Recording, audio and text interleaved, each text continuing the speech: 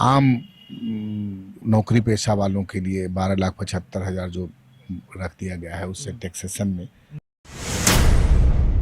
देखिए, आम बजट पेश हुआ है और इस आम बजट पेश होने के बाद बिहार में सियासत हो रही है। विपक्ष के द्वारा कहा जा रहा है ये बिल्कुल चुनावी बजट है। हमारे साथ लोक जनशक्ति पार्टी रामविलास के प्रदेश अध्यक्ष राजू तिवारी जी हैं, बात करेंगे।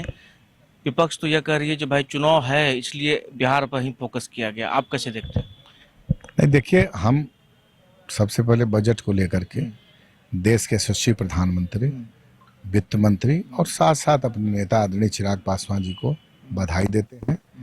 हमारे नेता आदरणीय चिराग पासवान जी की सोच थी जो Bihar first Bihari first vision में जिस तरह से किसानों को मखाना के डेवलपमेंट को लेकर के मखाना कारोबारी उत्पादन, मखाना की खेती और सब बहुत सारे जैसे ग्रीन फील्ड हवाई अड्डा, बहुत सारे पुल पुलिया, NH सभी जिलों को 4 लेन से जोड़ना, आम नौकरी पेशा वालों के लिए 12,75,000 जो रख दिया गया है उससे टैक्सेशन में, हर तरह से बिहार को जो बहुत सब क्षेत्र में जिस तरह से बजट में बिहार को स्पेशल एक तरह से कहिए विशेष रूप से ध्यान रखते हुए ये बजट आया है, निश्चित रूप से बिहार वासियों के लिए खुशी की बात है, गौरव की बात है। ठीक है, आप कह रहे हैं कि बिहार वासियों की खुशी की बात है, गौरव की बात है, लेकिन विपक्ष के लोग जो हैं वो ये कह रहे हैं कि बिहार में चुनाव है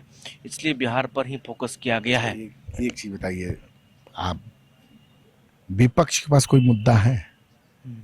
अगर बिहार के लिए नहीं कुछ रहता बजट में तो गला फाड़ फाड़ कर अब तक चिल्लाते, लेकिन इतना अच्छा बजट बिहार के लिए है कि कम से कम ये मानने को मजबूर हो गया ना कि बिहार में चुनाव के लिए माना गया है, तो इस पे तो उनको इससे लाभ किसको होगा? बिहार की आम आवाम को लाभ होगा, आम जनमानस को लाभ होगा, तो बधाई देना चाहिए ना। देखिए, विपक्ष की जो नेता प्रतिपक्ष हैं बाढ़ के समय फरार रहते नहीं, विदेश रहते हैं, सुखाड़ के समय विदेश रहते हैं, सदन जब चलता है तो उनका कितना महत्वपूर्ण मुद्दा रहता है उस पर गायब रहते हैं, तो निश्चित रूप से विपक्ष दिशा भटक चुका है अपना।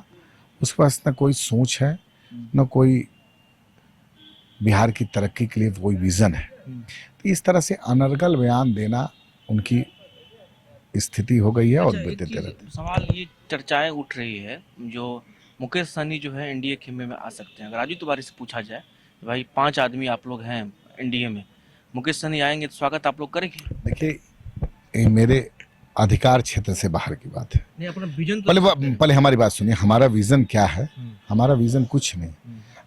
हमारे नेता आदरणीय चिराग पासवान और एक गठबंधन की एक मर्यादा है और इसमें शीर्ष नेतृत्व तय करेगा कि कौन गठबंधन में आएगा, कौन गठबंधन में नहीं रहेगा। तो इसलिए ये मेरे अधिकार क्षेत्र से बाहर की बात है। अब ये मुकेश जी आएंगे तो उनका कैसे आना होगा ये तो शीर्ष नेतृत्व तय करेगा। इस पे इससे ज्यादा हम नहीं कुछ बोल सकते। क्या लग रहा है जो कितना सीट इस बार एनडीए जीतेगी बिहार में? देखिए, अभी जो हम लोग निकले हैं यात्रा पे, आप देखे होंगे कि हम लोग 15 जनवरी से सत्याग्रह की धरती बगहा से शुरुआत किए हैं और पहला चरण में हम लोग बगहा, बेतिया, मोतिहारी, शिवहर, सीतामढ़ी, मुजफ्फरपुर, सारण, सिवान, गोपालगंज, उसके बाद दूसरे चरण में जैसा कि आप देखेंगे आरा, बक्सर, रोहतास, औरंगाबाद, अभी गया, कल हम लोग 1 तारीख को गया किए हैं।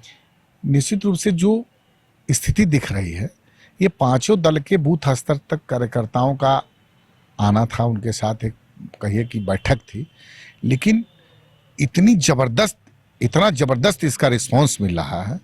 उसको देखते हुए मैं बता दूं 243 सीट पे एनडीए बहुत मजबूती से चुनाव लड़ेगी और जो हमारे नेतृत्व का सोच है कि 2025 फिर से 225 फिर से नीतीश, तो इसमें कहीं विपक्ष दिख नहीं रहा है। आपको मैं बता दे रहा हूं कि इस बार जैसे आपने देखा होगा कि 2010 में 206 सीट एनडीए को मिला था, तो इस बार हमको लगता है कि 225 से ऊपर सीट एनडीए को मिलेगा। विपक्ष का कहीं कोई नामो निशान धरती पे नहीं है, जमीन पे नहीं है। चलिए, तो 2025 फिर से नीतीश ऐसा कहना है। लोक जनशक्ति पार्टी रामविलास के जो प्रदेश अध्यक्ष राजू तिवारी हैं उनका, और भी बातें जो है इनसे हुई, क्या कुछ का वो भी आपने सुना। सोनू के साथ अंशु जानी, पटना।